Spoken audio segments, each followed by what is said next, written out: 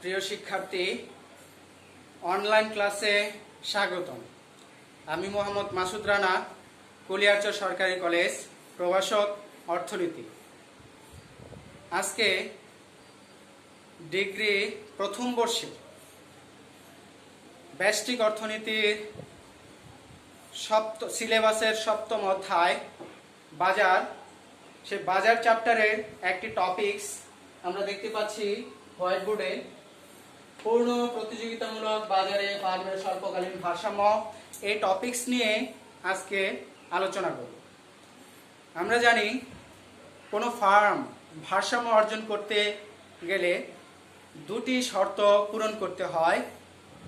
এক, প্রয়োজনীয় শর্ত। দুই, পর্যাপ্ত শর্ত। প্রয়োজনীয় শর্ত ফার্মের প্রান্তিক আয় এবং প্রান্তিক ব্যয় রেখা সমান, এবং পর্যাপ্ত শর্ত ফার্মের প্রান্তিক আয় রেখাকে প্রান্তিক ব্যয় রেখা নিচের দিক হতে সেট করে উপরের দিকে ওঠে, অর্থাৎ ফার্মের প্রান্তিক আয় রেখার ঢালের চেয়ে ফার্মের প্রান্তিক ব্যয় রেখার ঢাল বড়। আর আমরা জানি পূর্ণ প্রতিযোগিতামূলক বাজারে স্বল্পকালে একটি ফার্ম তিনটি অবস্থায় ভারসাম্য অর্জন করতে পারে। যেমন এক, অস্বাভাবিক মুনাফা অবস্থায় ভারসাম্য।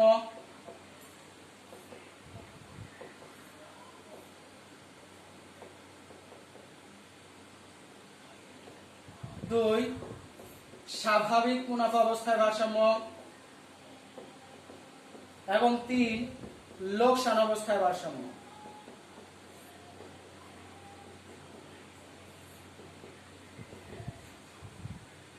আর আমরা জানি প্রতিটি ভারসাম্যের জন্য একটি করে অতিরিক্ত শর্ত রয়েছে। যেমন অস্বাভাবিকের জন্য অতিরিক্ত শর্ত P = AR > AC, স্বাভাবিকের জন্য P = AR = AC, এবং লোকসানের জন্য দাম = গড় আয় গড় ব্যয়। অর্থাৎ প্রতিটি অবস্থায় ভারসাম্যের অর্জনের জন্য ভারসাম্যের দুটি শর্তের পাশাপাশি আরেকটি করে শর্তের প্রয়োজন। এই তিনটি শর্ত পূরণ হলেই ফার্ম ভারসাম্য অর্জন করতে পারে। আর এই অতিরিক্ত শর্তের মাধ্যমেই আমরা বুঝতে পারি ফার্মটি কোন অবস্থায় ভারসাম্য অর্জন করতে পারে। আমরা এখন প্রথম টপিকসটা নিয়ে আলোচনা করি, প্রথম ভারসাম্য অবস্থা নিয়ে আলোচনা করি, যেমন অস্বাভাবিক মুনাফা অবস্থায় ভারসাম্য। আমরা জানি কোনো ফার্ম যদি মোট আয় বেশি অর্জন করে মোট ব্যয়ের চেয়ে, তাহলে এই ফার্ম অস্বাভাবিক মুনাফা অবস্থায় ভারসাম্য অর্জন করতে পারে। অর্থাৎ ফার্মের মোট আয় বেশি, মোট ব্যয় কম হলে ফার্ম অস্বাভাবিক মুনাফা অবস্থায় ভারসাম্য অর্জন করতে পারে। যেমন মোট আয় ইজ গ্রেটার দেন মোট ব্যয়, অর্থাৎ আয় বেশি ব্যয় কম। সুতরাং আয় বিয়োগ ব্যয়, অর্থাৎ টিসি রেখাটা, টিসি কে আমরা বাম পাশে নিয়ে আসছি, মাইনাস হয়ে গেছে গ্রেটার দেন 0, অর্থাৎ শূন্যের চেয়ে যদি বড় মান পাওয়া যায় তাহলেই ফার্ম অস্বাভাবিক মুনাফা অবস্থায় ভারসাম্য অর্জন করতে পারে। বিষয়টি এখন আমরা চিত্রের মাধ্যমে দেখি।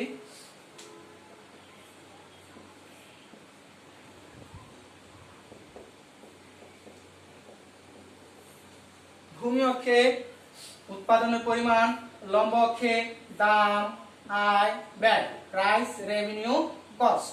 আমরা জানি পূর্ণ প্রতিযোগিতামূলক বাজারে ফার্মের দাম, গড় আয় এবং প্রান্তিক আয় রেখা একটি রেখাই হয় এবং তা ভূমি অক্ষের সমান্তরাল হয়।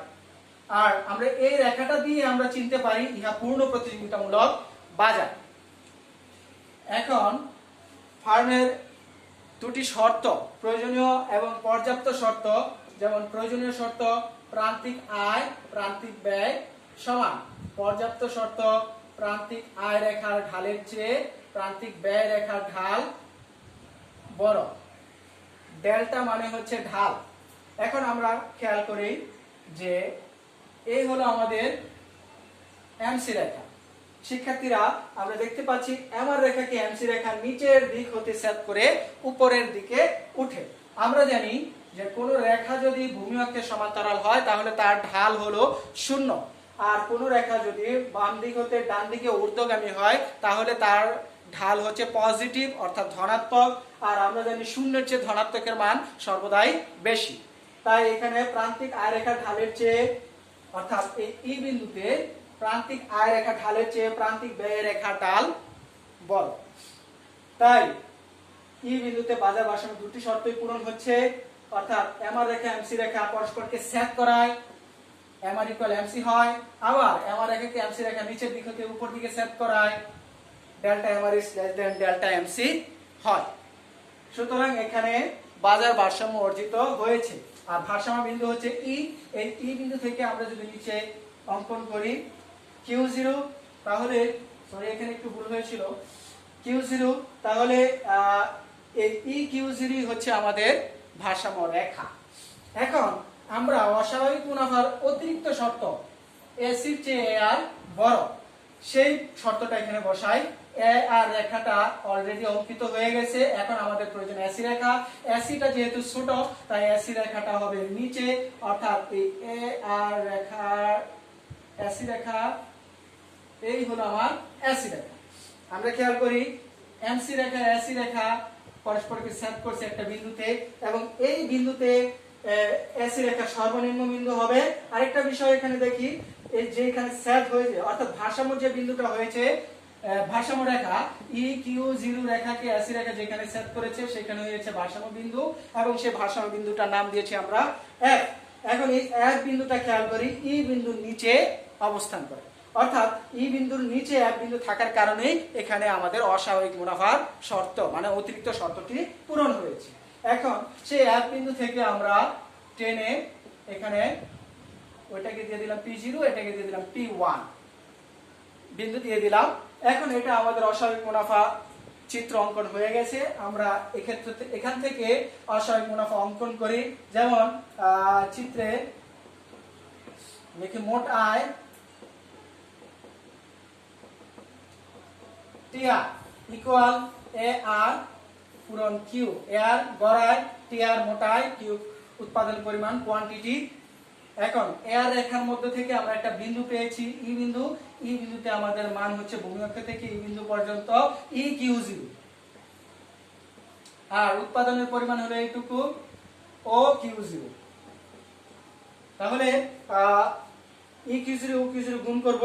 আমরা জ্যামিতিক ভাবে যদি চিন্তা করি OP0 অর্থাৎ EQ0 আর OP0 দৈর্ঘ্য গুণন প্রস্থ অর্থাৎ আয়তক্ষেত্রের ক্ষেত্রফল। ক্ষেত্রফল হচ্ছে OP0 EQ0, অর্থাৎ 4 কর্নারের 4টি সিরিয়ালি বিন্দু আমাদের লিখতে হবে, উল্টো পাল্টা লিখলে হবে না। যেমন OEP0 Q0 কোনাকুনি চলে গেছি, এক্ষেত্রে আমাদের হবে না। আমরা যে বিন্দু থেকে শুরু করি চতুর্দিকে ঘুরে আসতে হবে। যেমন এই বিন্দু থেকে যদি শুরু করি EP0 OQ0 অথবা EQ0 OP0 এভাবে হবে, কিন্তু কোনাকুনি এসে সেটা হবে না। এবার মোট ব্যয় TC ইকুয়াল AC পূরণ Q ইকুয়াল AC রেখা থেকে আমরা F বিন্দু পেয়েছি ভারসাম্য রেখায়। F বিন্দুতে আমাদের মান হচ্ছে FQ0, আর উৎপাদন তো Q0 আছেই, ক্ষেত্রফল OP1 FQ0। তাহলে মোট আয় মোট ব্যয় পেয়ে গেছি, অতএব আমরা মুনাফা নির্ণয় করে ফেলতে পারি। মুনাফার সূত্র হচ্ছে পাই ইকুয়াল TR মাইনাস TC। শিক্ষার্থীরা পাই হচ্ছে মুনাফার সংকেত। এখন TR এর মান আমরা এখানে বসিয়ে দেই OP0 EQ0 এবং TC এর মান বসিয়ে দেই OP1 FQ0। এখন OP0 EQ0 minus OP1 FQ0 অর্থাৎ OP0 EQ0 বড় আয়তক্ষেত্র বিয়োগ ছোট আয়তক্ষেত্র। আমরা জানি বড় মান থেকে ছোট মান বিয়োগ করলে সেই মান পজিটিভের হয়, অর্থাৎ যেমন এখানে 5 - 3 = 2, সেটা অবশ্যই পজিটিভের, কারণ 5 হলো পজিটিভ। এই ক্ষেত্রে OP0 অর্থাৎ এই বড় আয়তক্ষেত্র বিয়োগ OP1 এই ছোট আয়তক্ষেত্র, তার মানে বড় আয়তক্ষেত্র থেকে ছোট আয়তক্ষেত্র বাদ দিয়ে দিলাম, এই অংশ বাদ, বাদ দিলে আমাদের এই উপরের অংশটুকু থেকে যায়। এই উপরের অংশটুকুর নাম হচ্ছে P1 P0 EF, P1 P0 EF। আর এটা অবশ্যই পজিটিভ, যেহেতু বড় আয়তক্ষেত্র থেকে ছোটটা বিয়োগ হয়েছে। আর পজিটিভ হওয়ার কারণে এক্ষেত্রে ফার্ম অস্বাভাবিক মুনাফা অবস্থায় ভারসাম্য অর্জন করতে পেরেছে। সুতরাং আমরা এই অতিরিক্ত শর্তের মাধ্যমে বুঝতে পারলাম যে ফার্মটি এখানে অস্বাভাবিক মুনাফা অর্জন করবে, আর তাই দেখানো হলো যে এখানে ফার্মটি অস্বাভাবিক মুনাফা অর্জন করেছে। এখন আমরা চলে যাই দুই নম্বরে, অর্থাৎ ফার্ম স্বাভাবিক মুনাফা অবস্থায় ভারসাম্য কিভাবে অর্জন করে।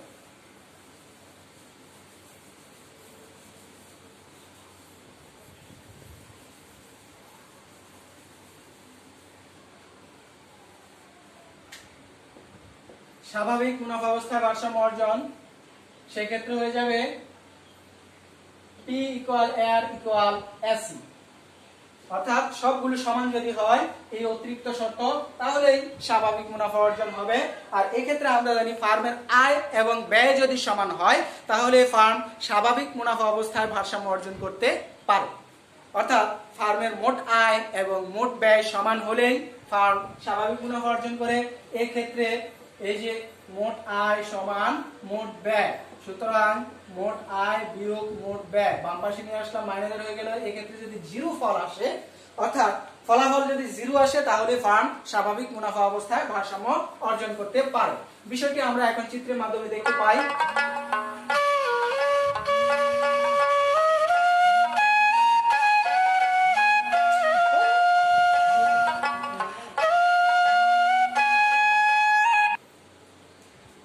এখন সে আগের মতোই ভূমি অক্ষে উৎপাদনের পরিমাণ, লম্ব অক্ষে দাম, আয়, ব্যয়, আর সেই একই রেখা AR = MR = P, আর সেই একই রকম ভারসাম্য অর্জনের সেই শর্ত দুটি, MR = MC, আর একটা হলো ডেল্টা MR > ডেল্টা MC। সেই আগের বিন্দু E, ভারসাম্য রেখা এখন চলে আসলো EQ0, আর এখানে দিয়ে দিলাম P0। এখন আমরা স্বাভাবিক মুনাফা অবস্থায় ভারসাম্য অর্জনের জন্য R = AC রেখা অঙ্কন করব। AR রেখাতে বিন্দু পেয়েছি E, এই E বিন্দুতে আমাদের AC রেখা অঙ্কন করতে হবে। এই হলো আমাদের AC রেখা। AC এবং AR রেখা একই বিন্দুতে অঙ্কিত হয়েছে, আর সেই কারণে এখানে ফার্ম স্বাভাবিক মুনাফা অবস্থায় ভারসাম্য অর্জন করে। যেমন দেখতে পাই চিত্রে, মোট আয় TR = AR পূরণ Q, AR এর মান হচ্ছে E বিন্দুতে EQ0, উৎপাদন OQ0, ক্ষেত্রফল OP0 EQ0 সেই আগের নিয়মে OP0 EQ0, অর্থাৎ দৈর্ঘ্য পূরণ প্রস্থ আয়তক্ষেত্রের ক্ষেত্রফল। মোট ব্যয় TC = SC × Q। SC রেখা থেকে আমরা সেই একই বিন্দু পেয়েছি E বিন্দু, তাহলে আমার মান হচ্ছে EQ0, উৎপাদন OQ0, এইটুকু হলো উৎপাদন। এক্ষেত্রে আমার আয়তক্ষেত্রের ক্ষেত্রফল 4 কর্নারের 4টি বিন্দু OP0 EQ0 EQ0। সেম মুনাফা পাই ইকুয়াল মোট আয় বিয়োগ মোট ব্যয়, অর্থাৎ আয় থেকে ব্যয় বিয়োগ OP0 EQ0, OP0 EQ0 বিয়োগ OP0 EQ0, অর্থাৎ দুইটার মান একই সমান হওয়ার মান ফলাফল হচ্ছে 0। অর্থাৎ আমরা দেখতে পাচ্ছি 0 হয়েছে ফলাফল, তাই বলতে পারি এখানে ফার্ম স্বাভাবিক মুনাফা অবস্থায় ভারসাম্য অর্জন করে। এখন চলে যাই একটি ফার্ম কিভাবে লোকসান অবস্থায় ভারসাম্য অর্জন করতে পারে।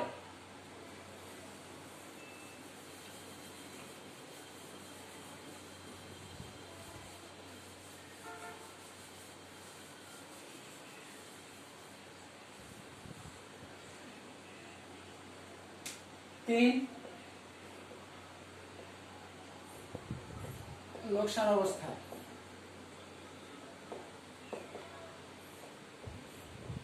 ই ইকুয়াল এ আর লেস দেন এসি, অর্থাৎ লোকসান অবস্থার অতিরিক্ত শর্তটি হচ্ছে এ আর এর চেয়ে এসি ছোট। তাই আমরা বলতে পারি কোনো ফার্মের যদি আয়ের চেয়ে ব্যয় বেশি হয় তাহলেই কেবল একটি ফার্ম লোকসান অবস্থায় ভারসাম্য অর্জন করে। অর্থাৎ এমনিতেই আমরা জানি যদি কোনো একটা প্রতিষ্ঠানের আয়ের চেয়ে ব্যয় বেশি হয় তাহলে আমরা বলি যে আমার প্রতিষ্ঠানের লোকসান হয়ে গেল। সেম একই, যে আয়ের চেয়ে ব্যয় বেশি হলেই কোনো একটা ফার্ম লোকসানের সম্মুখীন হয়। এক্ষেত্রে আমাদের অতিরিক্ত শর্তটি হলো এ আর লেস দেন এসি। এখন আয় থেকে ব্যয় বড়,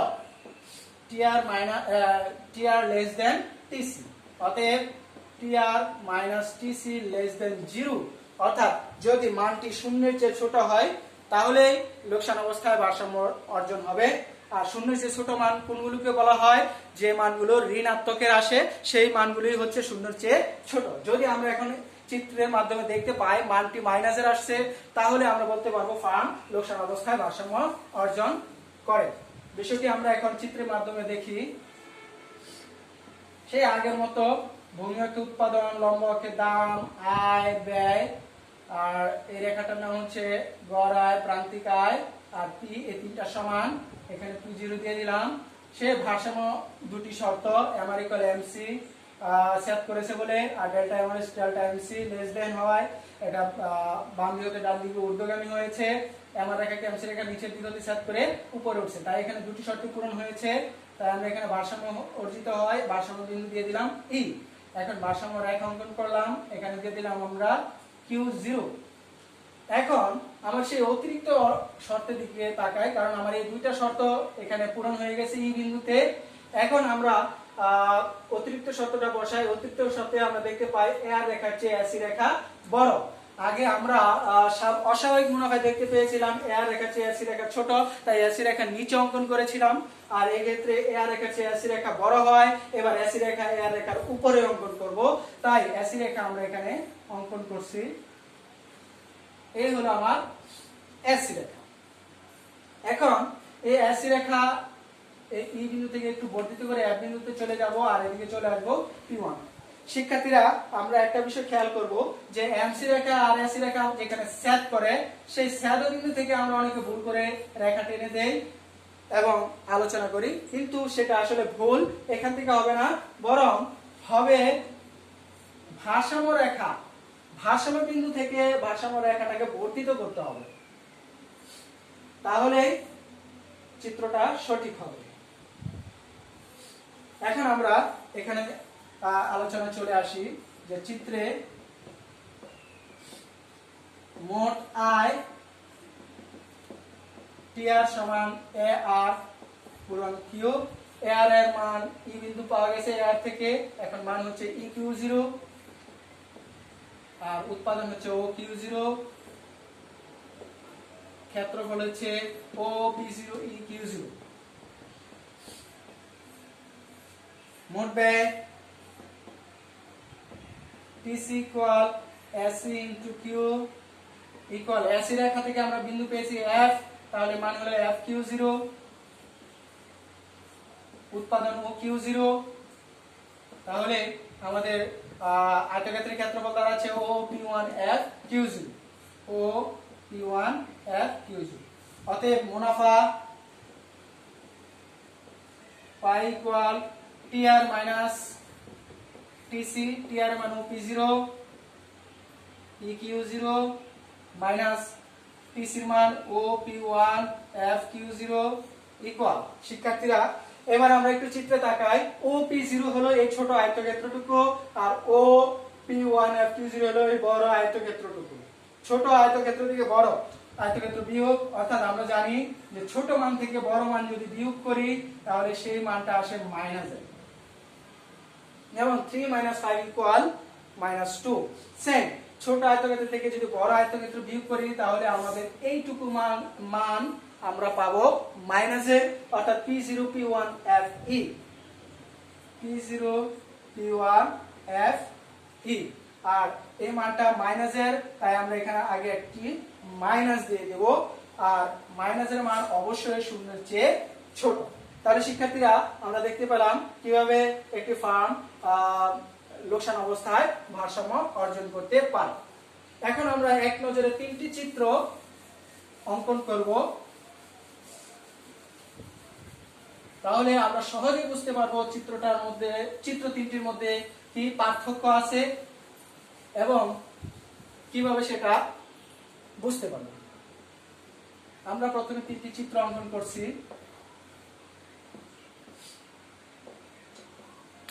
তিনটি চিত্র একই পদ্ধতিতে অঙ্কন করব।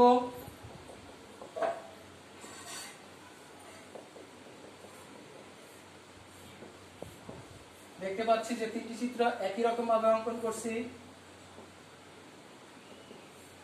এটার নাম AR ইকুয়াল MR, পি তো এখানে দিয়ে দিলাম, AR equal MR, AR equal MR। বাজার ভারসাম্য দুটি শর্ত পূরণ হয়ে গেল। পি বিন্দুতে মান হয়ে গেল Q0, এখানেও সেম, এখানেও সেম। এই তিনটা চিত্রের মধ্যে কোনো পার্থক্য নেই, তবে এটাকে আমরা অস্বাভাবিক, এটাকে স্বাভাবিক, এটাকে লোকসান হিসেবে চিহ্নিত করলাম। অস্বাভাবিকের শর্তটা হলো, অতিরিক্ত শর্তটা হলো P equal AR greater than AC, P equal AR equal AC, P equal AR less than AC।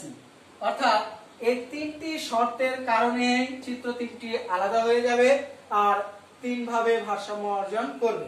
যেমন AC এখানে ছোট, তাই এখানে একটা বিন্দু ছোটতে, অর্থাৎ এর রেখা নিচে, আর এখানে সমান তাই সমানে বিন্দু, আর এখানে AC বড় তাই উপরে বিন্দু।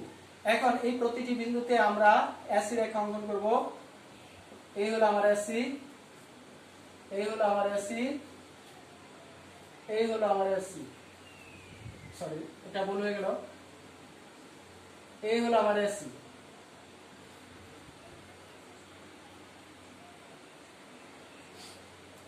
এখন এই AC রেখা ভারসাম্য রেখাকে যেখানে সেট করছে সেখানে F বিন্দু, F বিন্দু থেকে এখানে P1, আর এটা তো অলরেডি হয়ে গেছে, আর এটাকে একটু বর্ধিত করব, F বিন্দু এখানে হয়ে যাবে P1।